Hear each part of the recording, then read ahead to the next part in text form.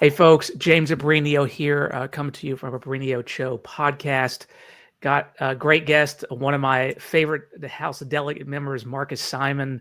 Marcus, thank you for coming on today. Really excited to talk to you. James, always happy to talk to you. I mean, we spent a lot of time together years ago, so got to talk to each other all the time. So it's always good to catch up. Yeah, and Marcus, most of the time on this channel, I talk to people about criminal law and civil law.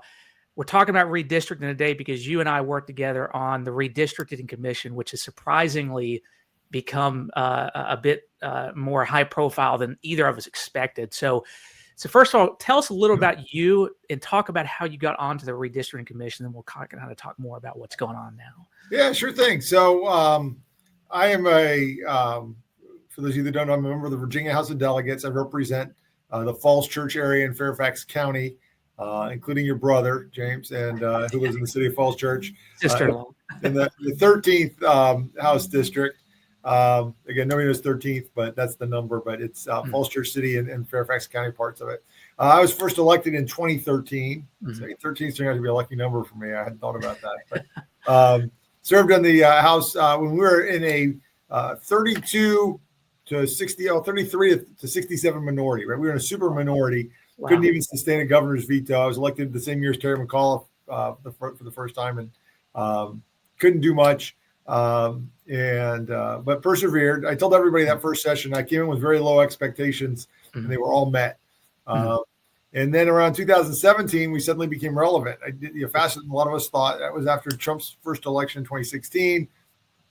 We got to 49, and I started to take on more of a leadership role within the caucus, working with Eileen Fillercorn and Charnel Herring and some of the other. Alfonso Lopez was the whip at the time.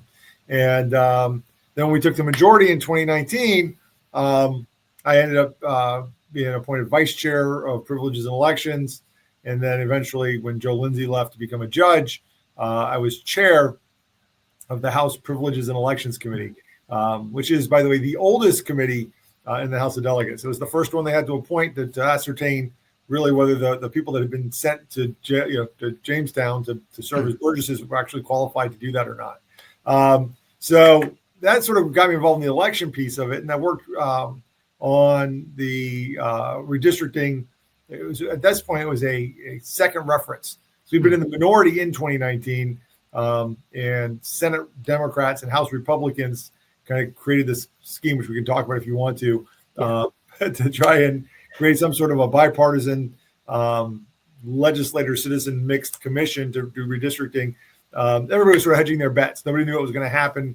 We were at 51-49 Republicans in 2019. We had a pretty good idea that the election could help us, but it certainly wasn't a sure thing.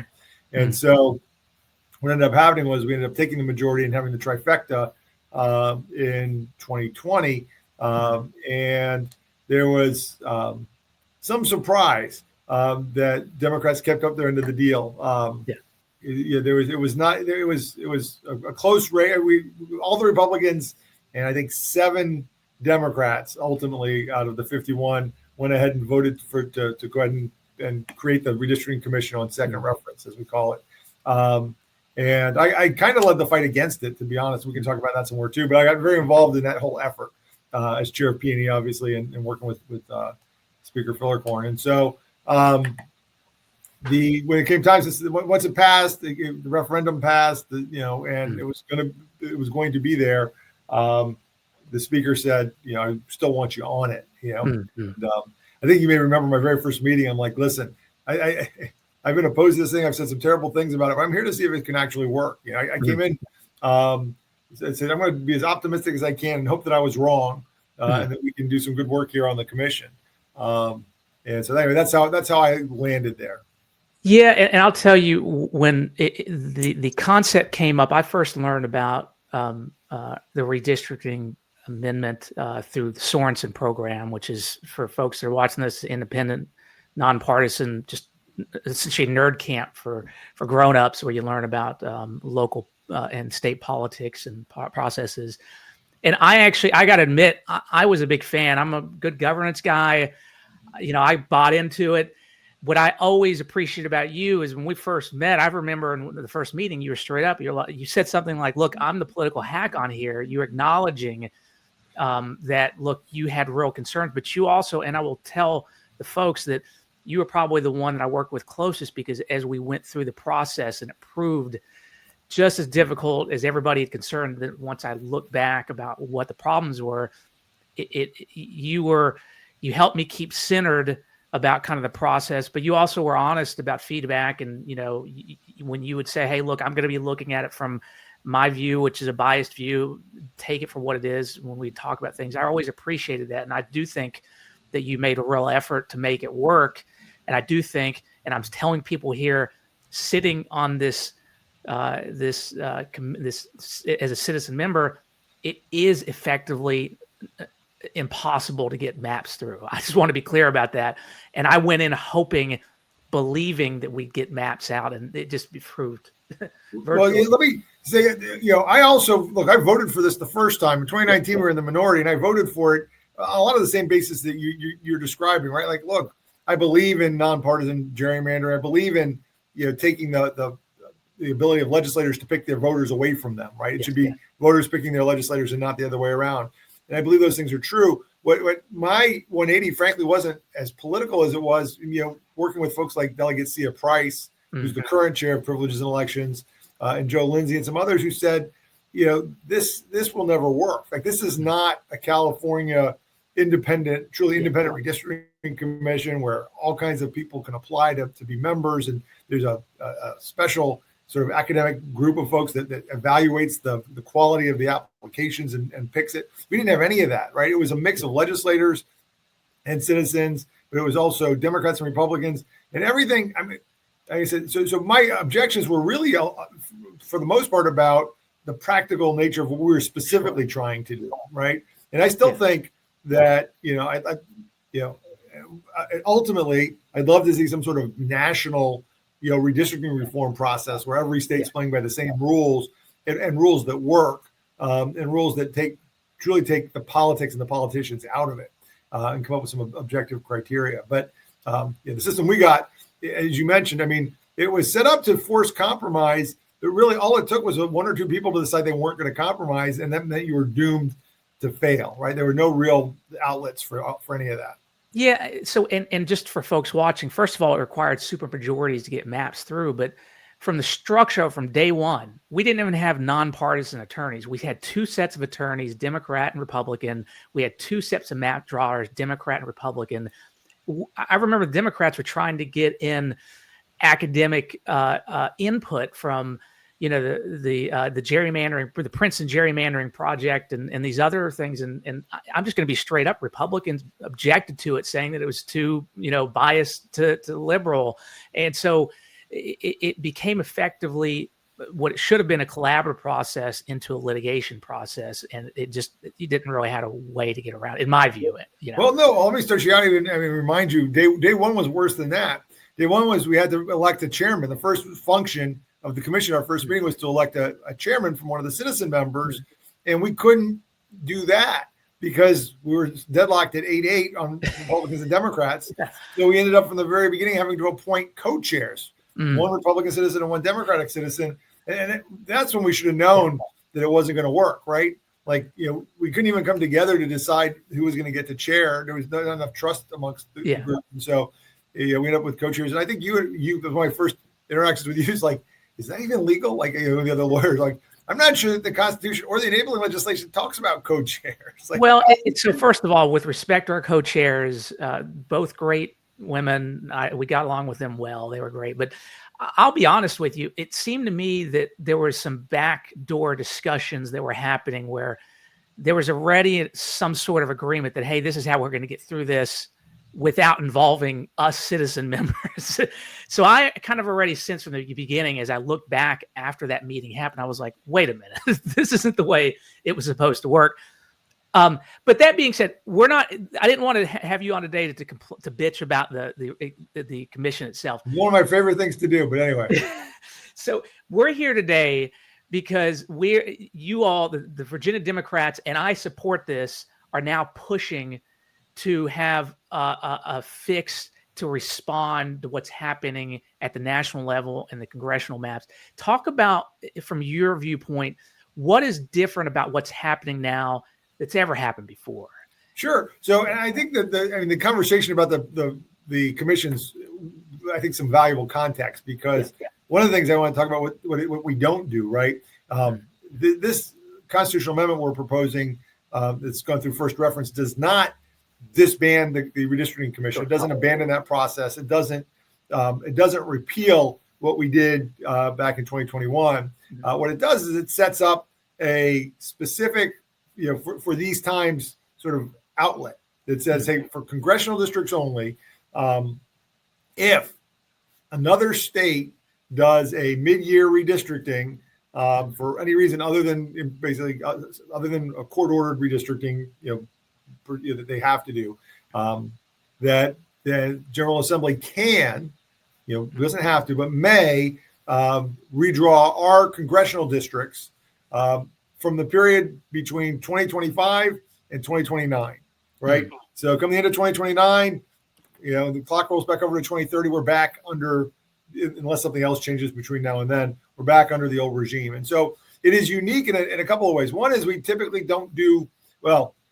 we haven't generally done mid-decade redistricting in Virginia. Now, there was we did have bills that were styled as technical adjustments, right? So populations would shift mid-year. We get data from the Weldon Cooper Center and other places that measure your demographics, or we'd find out that you had precincts that were really imbalanced, and you just wanted to move a line here or there to kind of smooth things out.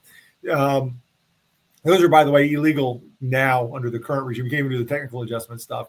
There also was an effort in the 2012, I guess 2013, beginning of 2013, when Barack Obama's second inaugural, one of the Senate was closely matched, and one of the Democrats missed session to go to Barack Obama's inauguration, and the state Senate tried to do a mid-year redistricting and redistrict their very own seats mid-district. Mm-hmm. So typically it doesn't happen that way. Ultimately, Republicans in the House shut that down and said, no, we're not playing along with that, senators. Yeah. But so what's unusual about what we're doing is, one, it's a mid-decade redistricting. We try and do it on the years ending in one, or after the decennial census. And the other thing about it is it's essentially got an expiration date in it, which is a little unusual for constitutional construction. But it's there's language in the Constitution that talked about when it would become effective. Back when we adopted it in 1971, there's a whole section about the timing and when it becomes effective and so forth. And so in that section, we also said, by the way, this amendment, should it pass, will only be in the Constitution until it's no longer needed, and then it'll be taken out automatically at the end of 2029, which is, again, unusual, but it speaks to what we're trying to do, which is to address a very specific threat to democracy that exists right now, which is this push from Donald Trump and the Trump administration to encourage states to try and unfairly draw their maps to steal an election for him in 2026. Yeah, and I want to be clear for people watching this. Never has a president overtly called for mid-decade redistricting and demanding states to do this, and he even admits to find him additional seats. I mean, it's just what we're seeing here. Who would have ever dreamed we're in here? Right. I mean, there's no stealth about it. There's no coyness. I mean, I guess people talk about Trump's honesty, even though he lies all the time. I think this is sort of the quality that they're talking about. He's sort of unabashed about saying what he wants to do, even if it's a corrupt motive. He's honestly corrupt about it. If you can authentically corrupt is my. I like to think about it. He's an authentically corrupt guy. It works for him because he's authentically corrupt. I mean, that's just who he is. And when you see it as you're supporting it, you're like, well, he's being straight up with me. Well, maybe now that tariffs are kind of hitting, maybe it's a little bit different. But so obviously, so we just had a great election result. So first of all, I should have congratulated you at the beginning. So congratulations on your results. Thank you very much. It was, I wasn't necessarily a bubble seat, but I'm happy to take the congratulations. Well, as a team, it was a great night. Yeah. One question I did have, though, there was a lot going on with this election, a lot of uncertainty. Obviously, our attorney general's race, there was a lot of drama going on there.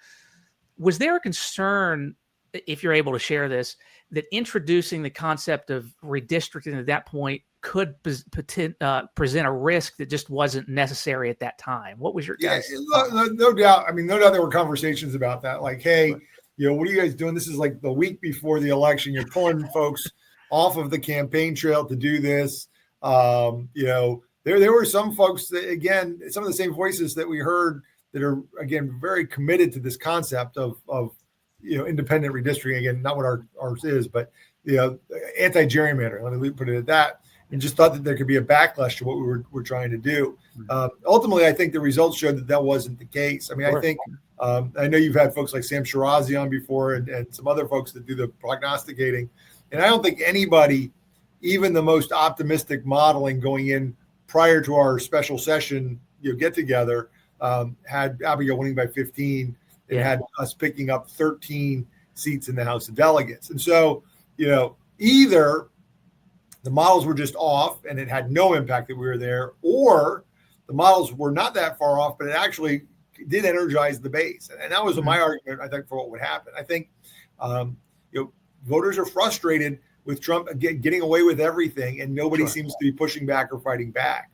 And so I think folks that were really steadfast anti-gerrymandering advocates and big advocates for the amendment, 5 years ago, said, hey, listen, we like what you're doing. It's a measured approach. It's not a wholesale repeal. We're not going back on our word to the voters. Sure. We are creating a process that can bypass the commission under these limited circumstances for this limited amount of time.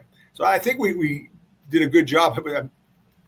Patting myself on the back for those that are watching the video, but we did, I think, hit the right note, get the right tone to make sure we had as broad a coalition in support of this as possible.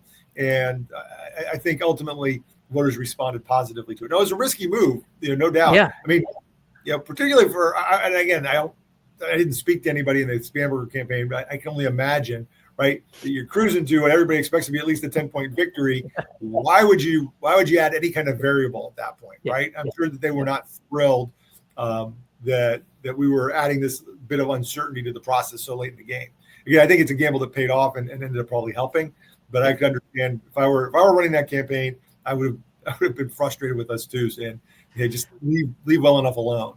Yeah, I'll tell you, as a voter, I was energized because my view is, and still will be, even if we lose this effort, at least we stood up and said, "Look, we're not just going to lay down taking this," because what Trump is doing is overtly anti-democratic, and I think it would be political malpractice and democratic malpractice not to stand up now in this circumstance.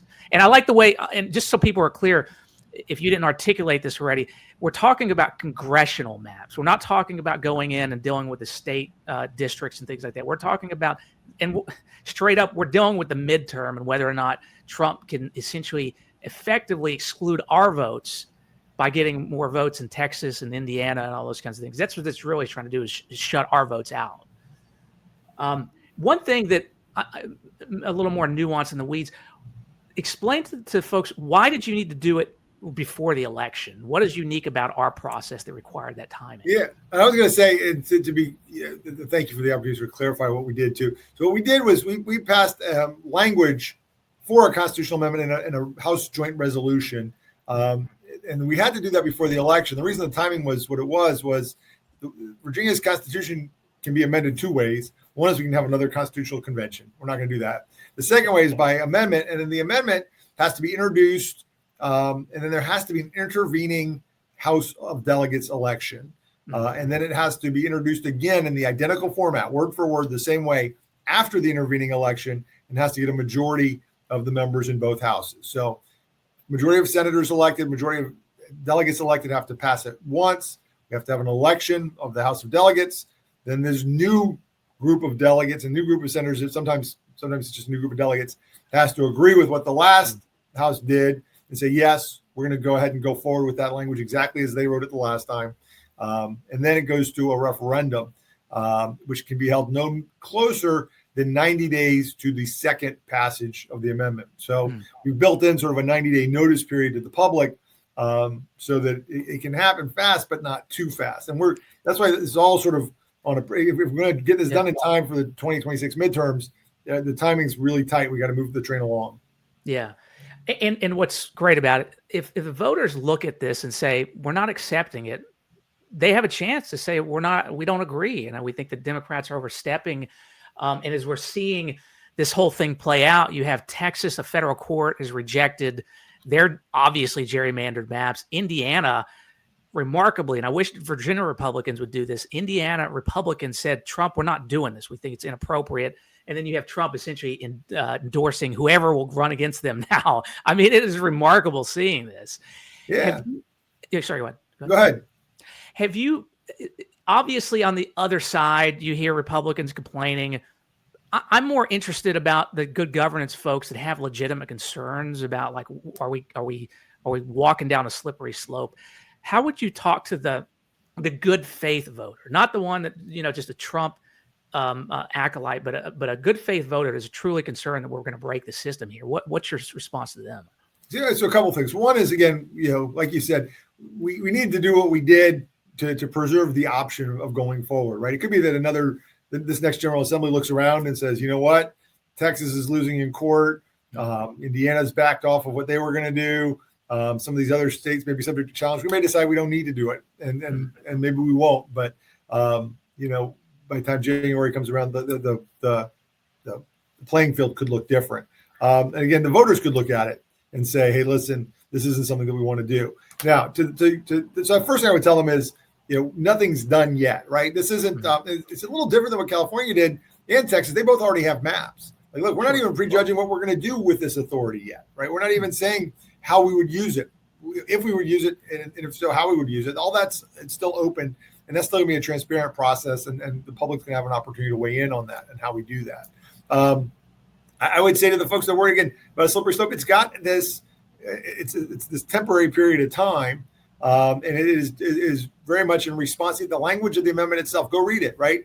It's only triggered by Republicans doing something similar in Republican states. So it's not intended to tilt the playing field in favor of Democrats. It's intended to balance the playing field. So if you're worried about fairness and everybody playing by the same rules, this is just a lever that we've got. It's a tool that we have to sort of ungerrymander. I know it seems weird, but by drawing more districts in Virginia, and I get on the individual voter basis, in some communities that might find themselves thrown in with folks they don't feel like they have a lot in common with politically. That's a potential outcome here. But at some point, you have to step back a little bit and look at a bigger picture and say, hey, just like in Virginia, right? You've got some districts, you remember this, that are super, super blue. And that's not to disenfranchise the Republicans in that district. It's because we need to offset some of these places we're going to make it super red. Well, now you guys sort of look at that on a state-by-state basis, right? And so maybe this state becomes a little more disproportionately blue than it otherwise would be, because we're looking at the national map, and on a whole, we want the national map not to favor one party or another. I think that's frankly consistent with a lot of the anti-gerrymandering principles, at least the ones that we were talking about right when we were trying to draw those maps on the commission. Yeah, and for folks watching, you got to look at the entire puzzle. You can't just look at Virginia, because you're going to hear Republicans say that we're trying to impact Virginia voters, but this is about the national map. And you said something that was interesting. You said the goal here is to respond to Republicans doing something similar. They're not doing something similar. They are intentionally gerrymandering at the direction of the president. They are not hiding it. They are not taking a measured approach where they're presenting to the voters. Trump is saying, fix this for me. Get me more seats. And I just can't. It's just hard to imagine a president ever be willing to do this. I appreciate you calling me out when I think it's not even like there's any kind of equivalency here, because you're right. That's one of my pet peeves, is when people just say, well, we're doing the same thing that we're doing. What we're doing is very much different. I agree with that 100%. We are responding to what they're doing and trying to undermine the corrupt efforts of these Republican states. Do you see, are you hearing from any, and I don't, obviously there's private conversations to be had and things like that, but are you hearing anything from Republican representatives saying, you know what, I disagree with what Trump's doing, maybe encouraging, maybe even saying, look, I might be willing to help out? Is there any type of recognition about this time we're in? So, no, I mean, for the most part, the Republicans have been very process-oriented, right? All their arguments have been process-oriented. They've said, one, the first argument is, well, you're too late, right? The election's already started because voting already started. They tried to go – and again, the dirty tricks – I don't say dirty tricks, but the gamesmanship, let me put it that way. I'll be more generous. Never stop, right? So they filed this suit trying to get an injunction against the clerk to stop the process by filing an injunction in Tazewell County in far southwest Virginia. I think they probably thought would be a sympathetic judge, but frankly, make it difficult for anyone to appear. I remember scrambling with some friends to try and find an attorney that was familiar with the local rules and was close enough to Tazewell to get there at 9 a.m. on less than 12 hours notice. And of course ended up winning, right? And the injunction was denied because there's no merit to any of it. But no, anyway, their opposition has been mostly process oriented. So they started out saying it was too late. They argued that it exceeded the scope of the special session. Well, again, completely bogus arguments. And so everything, and then we're not Texas, right? That's their big argument is we're not Texas. We're not, they didn't say, and what they're doing in Texas is wrong, or there's not the and, right? They just sort of said, we need to focus on what's happening in Virginia, and we should bringing other states into our redistricting process is inappropriate. But they didn't at any point try and maybe there's one floor speech that might have said, I wouldn't, if I were in Texas, I wouldn't do it, but I don't think so. For the most part, they were just process-oriented stuff, arguing that we somehow, weren't following the right procedure for doing it. And then, well, we're not those states. Let's not be influenced by what's happening there. And that's what is so frustrating, having served on a commission. I'm a lawyer, you're a lawyer. To have these process arguments when it's really the most cynical way to use process, in a lot of ways, bad faith. I mean, I got to know some of the Republican members on a redistricting commission. I liked a lot of them. I mean, personally, they seemed like nice guys and women, and they were doing their jobs. But to not openly acknowledge to us, the voters, that this is wrong, and then to say process. But I don't understand how, there isn't at least some open acknowledgement of, look, Trump is messing things up, but we have a system here in Virginia. At least I would feel a little bit better. Maybe, I don't know. Maybe there's a chance. Yeah, no. I mean, again, a lot of this was before the election, right? So I think they continue to fear the MAGA wing of their party more than facing regular voters, and I think they're still. And again, maybe some of that will change now. I mean, maybe now that we found that Trump's grip on the party and on power isn't as strong as they thought it was. I mean, now that the Epstein files have been released and he's reversed himself on that. So hey, if you need to get that, I can pause it real quick. I don't know why all the phones are ringing at once. Usually this one's on silent here in the back.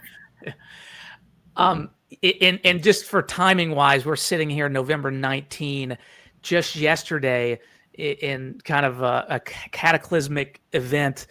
The Congress almost unanimously voted to release these Epstein files, despite Trump, just doing everything he could to avoid it. And so we're wondering, maybe is this the time to where Trump enters a lame duck presidency, and maybe Republican representatives can start being more honest to their constituents about what's actually happening. And I get the argument. Look, we have a very Trump-focused base, and if we start doing that, we're going to lose elections. You're going to get somebody in here worse. But to a certain extent, as an elected official, you have a duty to be honest to your public, especially when it comes to the democracy itself. And that's what I never could understand from our fellow Republicans, not being honest at least about the process. And again, I'm just bitching. I don't know if this is useful to anybody, but I don't know. I don't understand. No, it's funny. It's helpful to timestamp all these things. I do find in the days we live in, by the time you get this produced and it airs, even if it's 24 hours from now, things could be a lot different. So. Yeah, I have a feeling the DOJ is all going to suddenly say, oh, there's open investigations, we can't release the files. What do you foresee because there's going to be a lot going on. Obviously, session starts pretty soon. What's the next steps when it comes to the redistricting part of it? Yeah, Delegate Willett was the patron of the resolution. I imagine he'll introduce a new resolution that'll get on the docket, the first week of session. We can dispatch resolutions pretty quickly in the House. I mean, again, we just talked about lawful procedures, but our procedure is pretty quick for dealing with resolutions. The Senate can do it in about a week. So we can get that piece moved through. It'll be one of the very first things that we do that actually makes its way, because it doesn't have to go to committee and so forth. So that can come through in and out of the Senate and the House pretty quickly, so that we can start the 90-day clock for a referendum. So there's some other work to do, right? I mean, there's other things we'll have to do. We'll have to move the dates of primaries, because primaries are supposed to happen in the third week of June.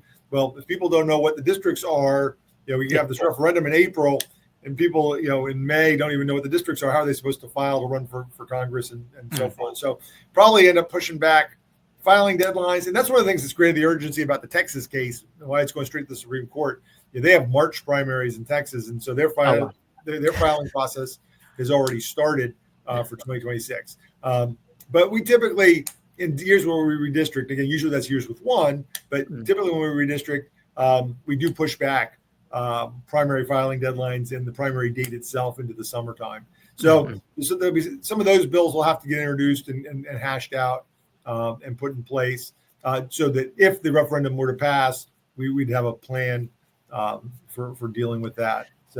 So from a voter standpoint, what should the voter be looking for next? Is it just going to be, if it passes, they're going to be given a date to vote on a referendum? Yeah, and there'll be a special election. And again, we'll have to set a date, probably a Tuesday in April, mid to late April.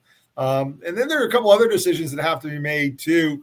We also have 3 other constitutional amendments that we passed during the regular session in 2025. One to guarantee a right to abortion and women's health, guarantee the right to marry, uphold same-sex marriage, and then the right to vote once you've served your prison sentence, even if you're a convicted felon. So we have those 3 things. And so there's probably a strategic decision to be had about whether we put all 4 constitutional amendments together for that April hearing, or whether we just do the one that's time sensitive or more time sensitive first and do the others in regular course. But so there's still a lot to be decided. But yeah, we'll be out. I mean, if there's going to be a special election, you'll be contacted, particularly if you're a regular voter. You'll be getting your calls, your texts. I suspect there'll be some money put into this too. I mean, I think that the no side, I think that the MAGA world has a lot of money. And I think probably Republicans that like having control of Congress are going to put a lot of money into trying to defeat the referenda. So you'll see a lot of communication about it. Sure. And look, as far as I always try to be as good as I can as far as MAGA voter, a lot of those folks I respect, family members, things like that. I grew up near Tazewell, so all respect, but we're in a situation in a time, and look, you get an opportunity to vote no if you disagree with it. So that's the great thing about this. You've obviously got priorities going in the session. I got a few minutes if you've got some time. Anything you want to highlight for the voters as far as what you're looking for aside from redistricting that you want to talk about? Sure. Well, no, so it's going to be an interesting session. I think, your lawyer listeners and stuff will be interested in some of the things that we've got going on. Governor Youngkin vetoed, I think, about 400 and some bills. Now, some of those were duplicates. He had like 200 and some of each of his second 2 years when Democrats took both the House and the Senate. So we have a pretty good agenda of things we know we like. That only failed to pass because the governor vetoed them. And one of those is class actions. Virginia is one of 2 states that doesn't have a state level class action process. So I'll be introducing a bill with Majority Leader Scott Servell to create a process for certifying classes and allowing multi-plaintiff suits in Virginia. It'll very much mirror the federal process, but you'll be able to do it in state court with all Virginia residents if there's no diversity of citizenship that would take you out into the federal courts. And that makes it a little bit easier for folks to do it. We have issues with payday lenders and other. It really helps consumers a lot, where everybody's getting ripped off by $10 or $20 or $50 at a time. And it's impossible to get a lawyer and file a lawsuit to try and recover the money that's been taken from you. But you gather up enough people, and all of a sudden, that ripoff, that small ripoff, adds up to some money that makes it interesting. So, and that's sort of thematically for me. I mean, I've always, I grew up, just a little bit more about my background. I grew up in a Nader Raider household. My dad was one of Ralph Nader's original Nader's Raiders, and helped found PER, the Public Interest Research Group, and was always working on consumer things. And so I am looking for an opportunity to work within the system to legislate some consumer protection stuff. So that'll be one of the things that we work on. Gun violence prevention is going to be another big issue for me. I chair the Public Safety Committee now, and that's where in the House all the gun bills and gun safety bills go. It's funny, the speaker just sent me a text with a chart. Injuries due to gun violence have decreased since Democrats first took the trifecta in 2020. They actually passed a handful of common sense gun violence prevention laws. You've actually seen gun injuries of all kinds, not from crime, but from suicide, from accidents and everything, going down very steadily. There continues to be a problem with access to firearms. And so I have a firearm safe storage bill that I'll pass. It'll require gun owners that live in a household where there are children or ineligible people, so convicted felons or domestic abusers or other folks that are ineligible to have firearms in the household. Any firearms in that household will have to be kept locked up with the ammunition in a separate plate. So that'll be one of the things that we do. And then there's another list. I'll probably end up carrying like 30 or 40 bills. It feels like everybody's got something for me. I chair the civil law subcommittee. So we'll continue to do some work on employment law and trying to make things a little less employer and a little more employee friendly. We've got some bills to affect the e-wills will be another one of these things. I know that we've had if you have any family law practitioners that listen, we still can't, we can do all kinds of things via electronic notary, powers of attorney, deeds, lots of things that can be done that way, but wills themselves still require in-person with 2 in-person witnesses, and you sending the paper around to everybody to get everybody to sign in the right places. So we're working on an e-will and an e-will authentication legislation. That one's run into some curmudgeons in the Senate who just don't get it. And there's a question that it's always to deal with, which is how do you evaluate somebody's capacity on a small screen like this and or duress? What if somebody's standing off to the side with a gun? And the answer to that is, what if somebody's sitting in the parking lot that says, don't come back out here? That thing signed. There's a certain amount you can correct for. I mean, I don't do wills, but I don't think the lawyer's sitting there, doing one of Trump's competency tests where he's, doing elephants and asking questions And for what it's worth, I do a lot of Zoom depositions and things like that. So I can tell you just from personal experience, this technology is amazing and we need to be using it. So that's again, we'll see how that goes. But so there'll be some things like that. So again, big issue areas though for me will be consumer protection, and a lot of that's going to have to do with the law and civil law. Housing is the other thing. Housing affordability is going to be a really big issue.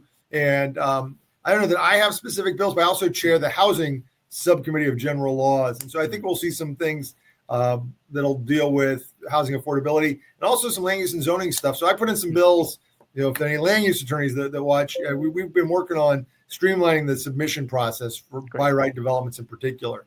Look, the county or the locality has already said, look, there's going to be multifamily housing that's going to go up on this plot of land. That policy has been made by the locality. Why does it take 3 or 4 or 5 years to get your plans approved? Right. So that you can actually break ground and get those projects going. When we have a crisis right now of supply. So we'll do some things mostly on the supply side, I think, to try and ease up the shortage, speed along, bringing more housing to market, and try and let the market kind of fix itself that way by removing government barriers to housing providers that want to respond to the demand, but can't because of regulatory tie-ups. Well, I also hear safety. I would be very careful because there's a Republican approach to this, which just says get rid of all the regulations, including fire safety, building code, and so forth. Again, we're not talking about that. We're talking about literally just why does it take so long? And I'll give you a classic example that the builders will tell me about, which is I go to submit it, and they legitimately find some errors on my submission. Well, they find an error, and they send it back because they fixed this error. So I take it back. I fix the error. 2 weeks later, I go back and I'm through the queue again. They're reviewing it, and then they find another error. It's like, why didn't you tell me about that when I first submitted it? Can you please just look for all the mistakes at once And that could take literally half a year off the process. If you just tell me all the things you don't like, so I don't have to keep, don't stop the first time you find something wrong. So those are the kinds of things that I talk about streamlining the process and removing the bureaucratic barriers. Obviously, we still want to have safe buildings that you can count on. And we believe in, consumer protection, fire safety, all the different, things that you want to have in there. But there's still a lot of wasted time in the process that we can get rid of. Well, and I'm sure people watching this probably are fans of Ezra Klein and abundance, and that's what he talks about a lot. And it's very encouraging to hear getting into the weeds of it, which I don't think you representatives get enough credit for when you're working on these technical sides of things. I did hear of this really great idea, 50-year mortgage. So, I think that may solve things. Well, I don't know. I'm actually considering putting in a bill to ban those in Virginia. I mean, we don't have to have those predatory kind of loans in Virginia, but yeah, I mean, like I said, yes, I mean, I'm a big fan of abundance there. We have plenty of everything. We have enough, to take care of everybody. We just have to be willing to do it. And sometimes creating scarcity for the sake of driving up profits and enriching the folks that have at the expense of everybody who's trying to get into the game is not the way we want to go. Yeah, I mean, the society, we can't keep going like this, especially for young people. AI is going to be taking jobs. I mean, what does the next decade look like? I don't know. But Marcus, I don't want to take any more of your time. As we get closer to session, always feel free to come on if there's something specific you want to talk about or you're trying to get the word out. Always welcome guest, and really appreciate your time, and keep up. Yeah, and you know what? Maybe we'll do that. I'll give you a buzz when I have a clearer idea of some of the specific bills, and love to get your feedback or get your listeners and your viewers feedback on, hey, like that seems like a good idea, but let me tell you, I practice in this area and here's where you're getting it all wrong. I welcome that kind of critique. Absolutely. We could do a live event and people can watch and stuff too. So you're always welcome. I really appreciate it. Keep the great work. Oh, and by the way, my sister-in-law and brother said you can post signs on their lawn, so you're good to go. Very good. All right, Jim. All right, man. Have a great day. Yeah, you too. I'll talk to you later.